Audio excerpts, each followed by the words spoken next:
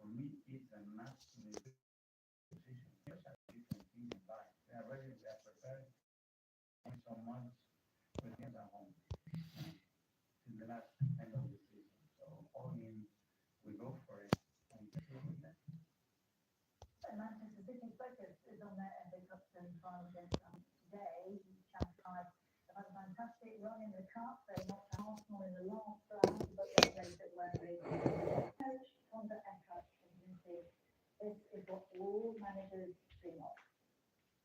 The pressure is on in April and May because that's where you decide the outcome of the season. We don't shy away from that, but we need to embrace that because that's what you prepare yourself for your career as a football player. Me myself as a coach, us as a staff, and we do embrace that pressure and need to thrive for that.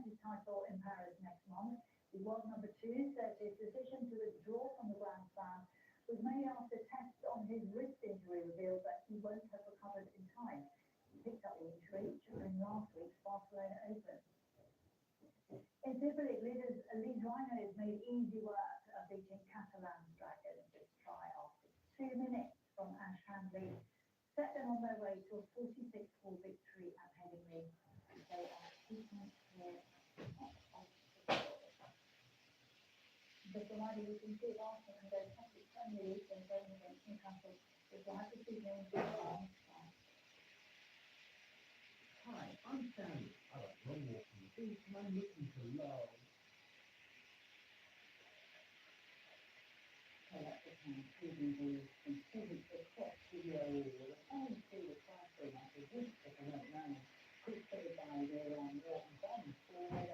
A person who are pretty good with being right, we can bet that can be one more.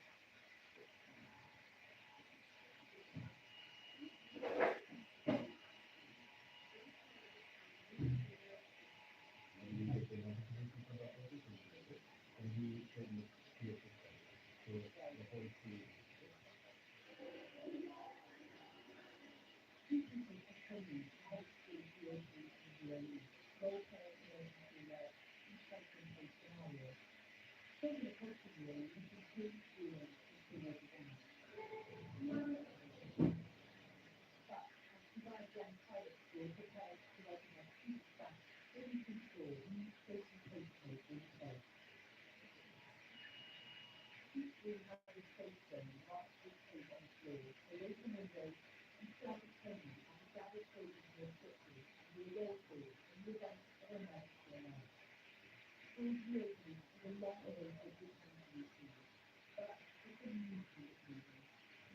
Fitness and development.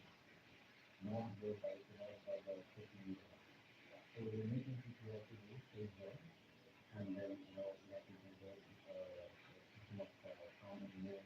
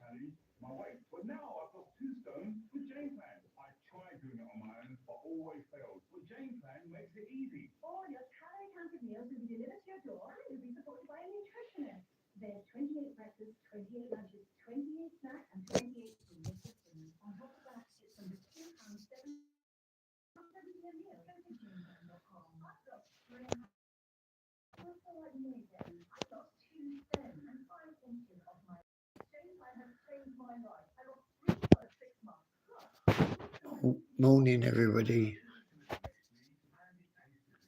Like and subscribe.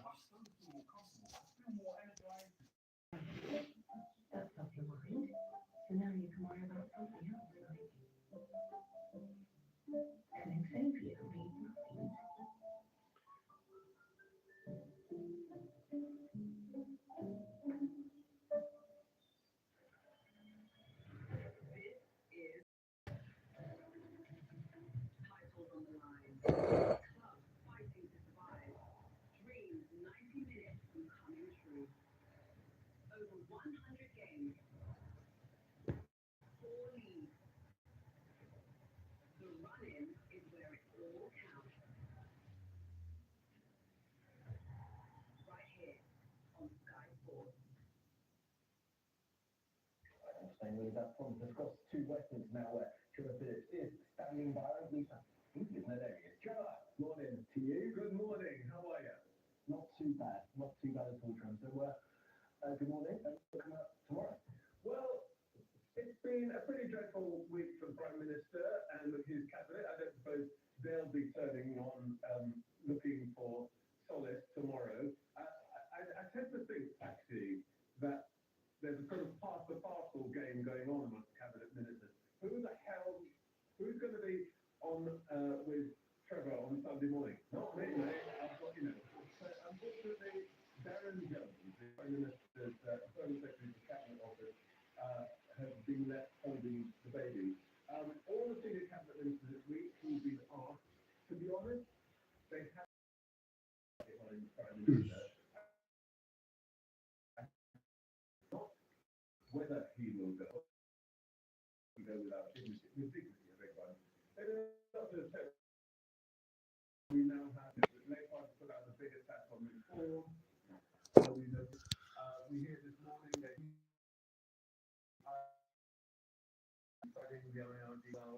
To be honest, any that's going to the project of Morgan McCready, the former chief of staff, the foreign affairs selected on Tuesday. That's going to be this week. Thanks so much. Thanks so much.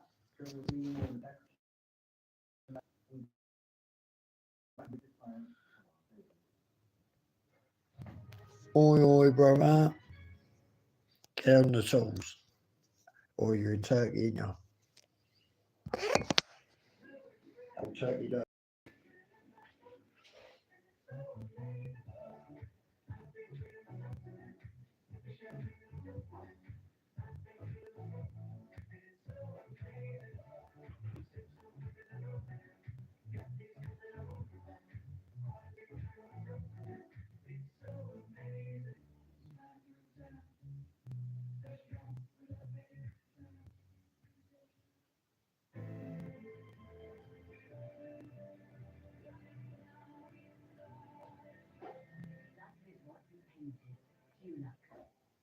Pension B has given me a retirement plan option, which allows me to invest in something which is going to help to make a difference. That's really important to me. Pension B, being pension confident.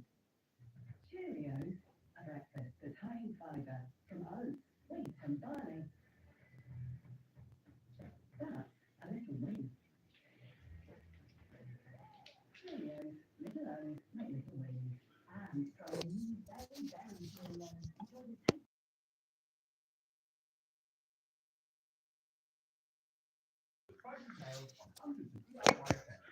That's up. You can do it when you deem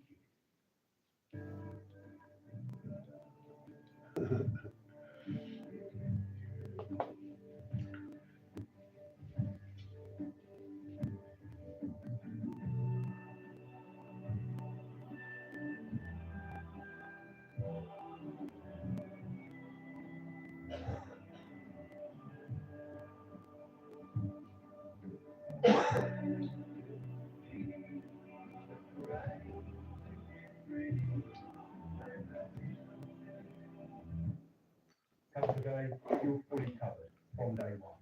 And you're covered for the whole of your life. Plus, unlike other things in life, the price never goes up. Learn more from Missy. Go online or talk to their friendly UK team in just one phone call. Covered today are the only over 50 life insurer waiting period and no annoying trips to the doctor's over. Plus, you get your £125 gift card. Now I'm covered today, only on this something. Dunno. To find out more about Covered today, call our friendly UK team on 0808 143 4774 or visit coveredtoday.co.uk. Sky has Saturday covered. Take your front row seats with this week's host Nicola Copland and musical guest Foo Fighters. Get in on all the live action. When Arsenal take on Newcastle. And enjoy the family-friendly turbocharged Valentine's Day. Saturdays on Sky.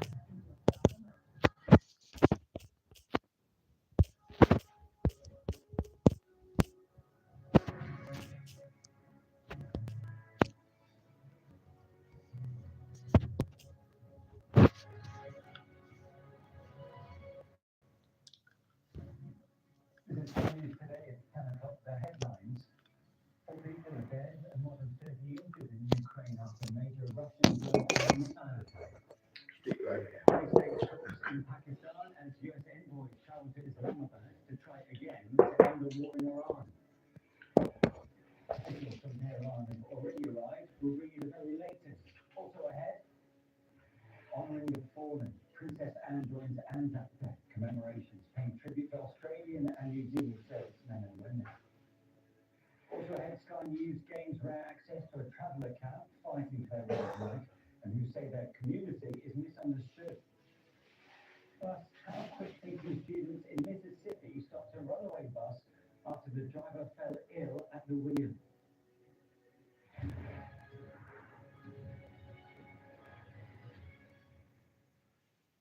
A very good morning to you. 4 people have been killed and 30 others injured.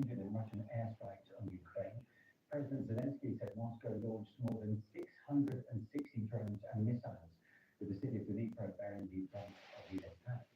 Although Dnipro was the main target, other regions were also attacked. President Zelensky said 11 people are in hospital and rescue crews are sifting through the wreckage, looking for more victims. He also said that the Russians had been bombing other Ukrainian cities and communities practically all night. A statement posted on President Zelensky's Telegram account reads in part, the Russians' tactics remain unchanged. Strike drones, cruise missiles, and a significant number of ballistic missiles. Most targets are ordinary infrastructure in cities. Residential buildings, energy facilities, and enterprises have been damaged. Each such strike should remind our partners that the situation requires immediate and tough actions and the urgent strengthening of our air defense system. Well, let's bring in Keir Giles, Associate Fellow on the Russia and Eurasia Programme at Chatham House and author of Who Will Defend Europe. Very good to see you. Thanks for joining us here on Sky News this morning. Now, the war clearly may have dropped out of the news headlines of late, but clearly it hasn't gone away. Well, that's exactly right. Attention might be focused elsewhere, but Russia continues its campaign, not just on the front lines, but as we saw last night, continuing nightly to carry out these campaigns of murder and destruction of Ukrainian infrastructure behind the lines, because that's how Russia thinks it can win, by continuing to grind down Ukraine, particularly when the world's attention is focused elsewhere, and so they might hope that Ukraine is not going to get the attention and support that it has done previously. And this attack in particular is seen as one of the largest of the year, and your thoughts behind it? Well, that, of course, is not just an isolated incident, but it's part of a trend. Russia has poured enormous effort and resources into building these drones and missiles in vastly greater numbers than we saw at the beginning of the war. And that means the trend has been towards these greater and bigger attacks, more intense and swamping Ukrainian defenses. Of course, the real alarm there should be about the fact that this is on a scale which any other European country would find very difficult to deal with. Russia is preparing itself to wage war in a way that the rest of Europe has not really kept up with. Hello, hello, hello. Zelensky's comment about urban infrastructure being targeted, because clearly that's going to affect civilians. Well, absolutely, and that is the point. Russia's aim throughout this campaign against infrastructure has been to erode the Ukrainian will to fight by inflicting sufficient suffering that they hope Ukraine will surrender. That's what we saw over the first winter of the war and also this most recent winter, targeting those things that keep the lights on, keep heat and power working for Ukrainians, so that it inflicts enough misery, they hope, that the war will come to an end. It hasn't worked because of the indomitable spirit of Ukrainians, knowing that the alternative to resisting is much worse. And obviously this attack has occurred with what's been happening regarding the targets in Russia's shadow fleet. Are these large-scale strikes in direct response to Western economics escalations? Not at all. Russia always likes to present any kind of strike as a response to what the West has done, even though it was planned many weeks or months before any particular Western action. But of course, it's a helpful narrative for Moscow that all of this is in response to some kind of provocation, some kind of escalation from outside Russia itself. That's the pattern of their story that they're telling about the war, but it's not the pattern of reality. During this latest barrage, and there are reports about British Eurofighter typhoons reportedly scrambled in Romania to intercept drones for the first time. Are we seeing the beginning of a more active defensive role for European partners that has been previously called for? The exact details of what has happened there, I think, still haven't been released in the public domain, but we should remember, this is not the first time that Russia's campaign of drones and missiles against Ukraine has spilled over into the airspace of neighboring countries, and those, of course, are NATO countries, to which the UK has an obligation to assist in their defense. It's just an indication of how dangerous this situation is for Europe as a whole, and how the front line of the war, a much greater war, is in Ukraine, but the real implications are for the whole of Europe. I know you've expressed concerns about it spreading to a wider war in this calendar year in Europe. Does this reinforce those concerns? Well, I haven't spoken specifically about this calendar year, but we should bear in mind, of course, that Russia's ambitions, as they've been clearly laid out by Vladimir Putin, don't stop at Ukraine. Instead, he's wanting to rewrite the map of Eastern Europe. And if you look at the maps that Russia is producing now, that process is already underway. And that means that there's a direct threat not just to Ukraine, but also to those other countries on Russia's western periphery, which are part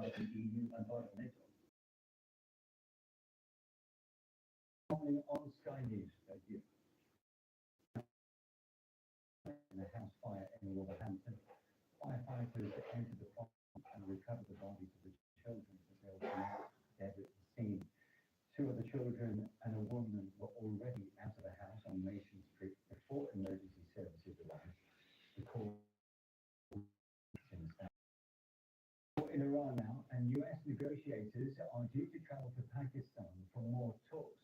Donald Trump is sending Steve Witkoff and Jared Kushner to Pakistan, while Iran's Foreign Minister Abbas Araghchi is already there, but he says no direct meeting is planned. Earlier this month, the US and Iran failed to reach a deal after marathon discussions, so there's a lot riding on a second talk. A detailed look ahead. So 2 weeks ago, US and Iranian delegations first gathered in Islamabad to negotiate a possible end to the war following a Pakistani-brokered ceasefire between the two sides. After over 20 hours of talk, no resolution could be found over Iran's nuclear program and opening the Strait of Hormuz, and both sides walked away without a deal. The following day, the US began a naval blockade of all Iranian ports to intercept vessels which have paid tolls to Iran for passage through the Strait of Hormuz. Later that week, Iran's foreign minister announced the strait would be open for the remainder of the US and Iran's ceasefire, only for its joint military command to announce the strait's closure once again the following day. It blamed the US's continuing its decision. On Tuesday, with the US and Iran's initial ceasefire soon to expire, Trump announced an extension to the deal until talks between the two countries had progressed. The next day, he also announced that the ceasefire between Lebanon and Israel would be extended for a further 3 weeks. And today, delegations from the US and Iran will once again meet in Islamabad, although there are no direct talks between the two sides planned. Our Asia correspondent, Cordelia Lynch, has more now from Islamabad. I think there's a lot of expectation management going on. These are limited bilateral talks. Right, do I suffer in dignified silence? Yeah, you're right. I ain't just got nothing to do with it. Can't get anything, like I said. I want to be shot by this afternoon.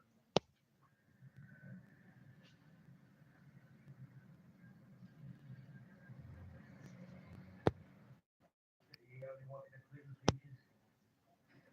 Everybody else wants to bleed water. All right. What's the matter with people today? They should know initiative.